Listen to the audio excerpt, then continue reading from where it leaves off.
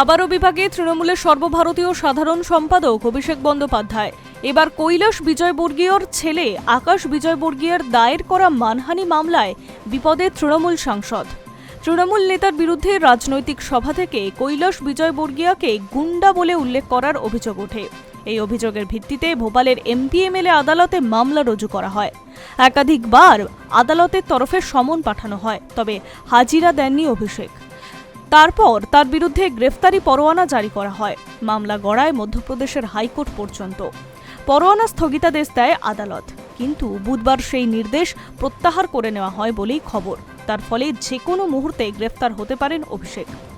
গত 14 মে 26-এর বিধানসভা নির্বাচনের ফল প্রকাশ হয়। গেরুয়া ঝড়ে একদম ধূলিসাৎ হয়ে যায় তৃণমূল। তারপর থেকেই ঘরে বাইরে বিপাকে অভিষেক বন্দ্যোপাধ্যায়। শোনা গিয়েছে, মমতা বন্দ্যোপাধ্যায়ের কালীঘাটের বাসভবনের বৈঠক বারবার অভিযোগের আঙুল তোলে তারই দলের নেতারা। প্রকাশ্যে অভিষেকের বিরুদ্ধে বিদ্রোহ ঘোষণাও করে তারা।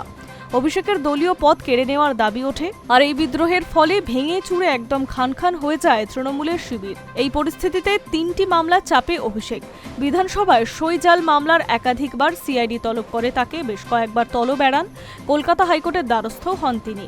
গ্রেফতারি রুখতে রক্ষা কবচ পেয়েছেন অভিষেক, তবে তদন্তে সহযোগিতা করতে বলা হয়েছে তাকে। সেই কারণেই অবশেষে এই মামলায় ভবানী ভবনে 2 দিন হাজিরা দিয়েছেন তিনি। ডিজে মামলাতেও তাকে ইতিমধ্যেই তলব করেছে সিআইডি, হাজিরা দিয়েছেন ভবানী ভবনে। আবার প্রাথমিক শিক্ষক নিয়োগ দুর্নীতি মামলাতেও বর্তমানে ইডির স্ক্যানারে অভিষেক। গত সোমবার সিজিও কমপ্লেক্সে ইডির দফতরে হাজিরাও দিয়েছেন তিনি। মাঝে আবার আমফানের ত্রাণ দুর্নীতিতেও তার বিরুদ্ধে এফআইআর দায়ের হয়।